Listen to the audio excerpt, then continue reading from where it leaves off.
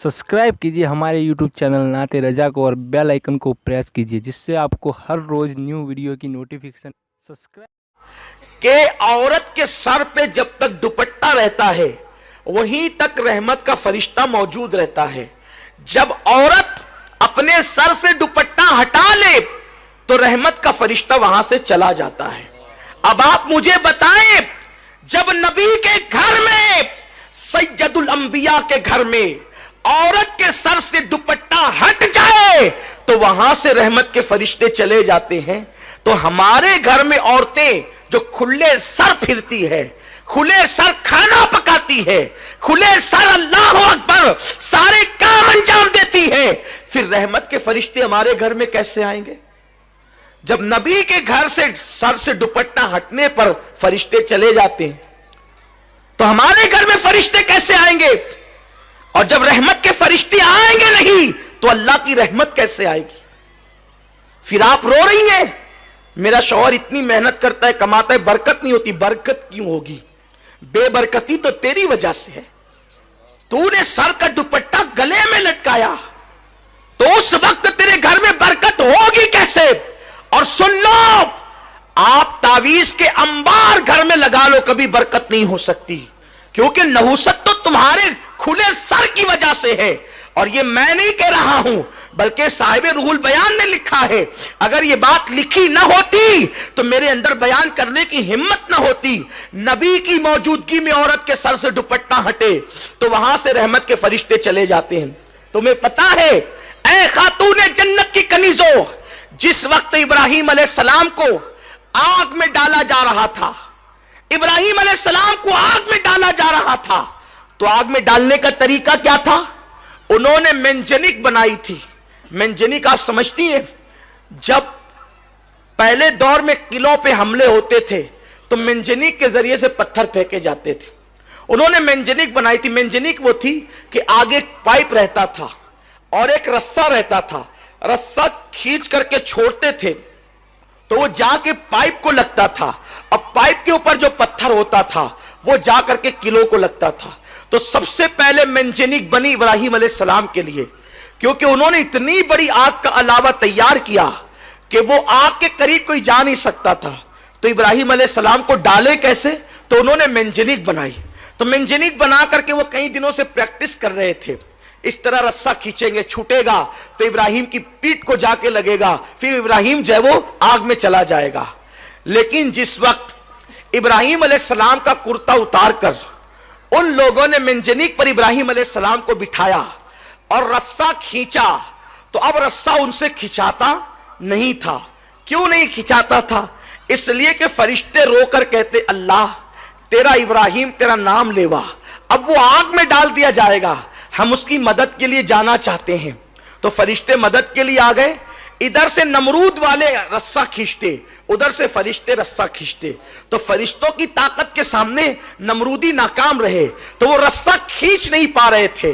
अब वो हैरान हो गए, कई दिनों से हम प्रैक्टिस कर रहे हैं, कई दिनों से मश्क कर रहे हैं रस्सा खींचने की, अभी थोड़ी देर पहले तक के रस्सा खींच रहा था आसानी से, अब नहीं खींचता।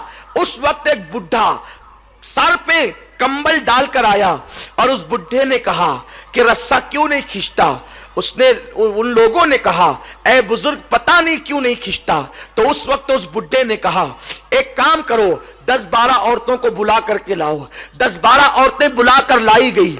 उस वक्त उसने कहा, नमरूदी उस औरतों से उस बुढ़े ने कहा, अपने सर से दुपट्टा हटा लो और अपने गले में लटका लो। तो उन लोगों ने दुपट्टा जैसे ही हटाया वो रस्सा खींच गया। वो रस्सा क्यों खींचा?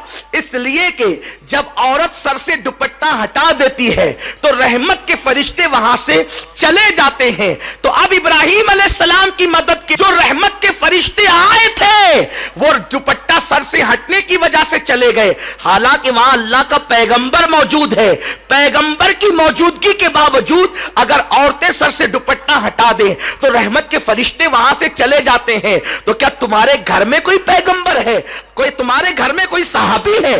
तुम्हारे घर में कोई वली है? नादानो, तुम्हारी तकलीफों का इलाज सिर्फ तुम्हारे पर्दे में है।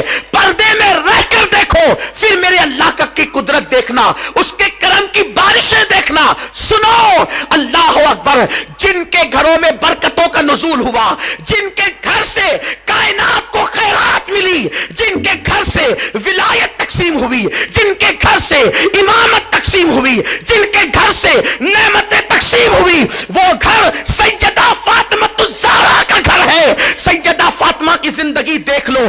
امام حسن مجتبی سے کسی نے کہا, حسن تیری ماں بڑی پاکیزہ تھی. امام حسن نے کہا, تو نے سچ کہا. جس دن میری ماں کا وصال ہوا میں 6-7 سال کا بچہ تھا, اس کے باوجود بھی میں نے اپنی ماں کے سر کے بالوں کو کبھی نہیں دیکھا. جو مائیں اپنے ننھے بچوں سے بھی اپنے سر کے بالوں کو چھپاتی تھی, ان گھروں سے خیرات تقسیم ہوتی تھی. اور جو مائیں اجنبی مردوں کو بھی سر دکھاتی ہے, پھر اس گھر سے خیرات نہیں بٹتی, اس گھر میں خیرات مانگی جاتی ہے.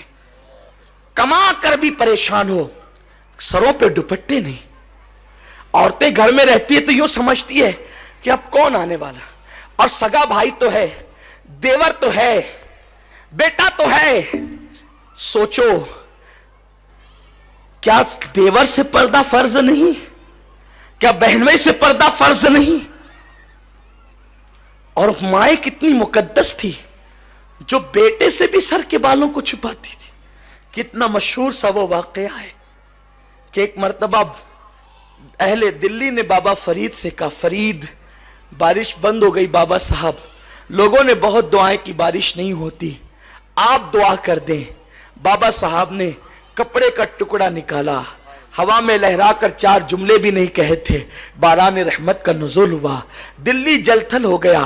لوگوں نے پوچھا, بابا صاحب اس کپڑے کے ٹکڑے کی کرامت کیا ہے؟ فرمایا, یہ میری امی کے دوپٹے کا ٹکڑا ہے. میں نے یہ کہا, میرے اللہ, جس ماں کے سر کے بالوں کو کبھی اس کے بیٹے نے بھی نہیں دیکھا, اسی ماں کے صدقے باران رحمت کا نزول فرما.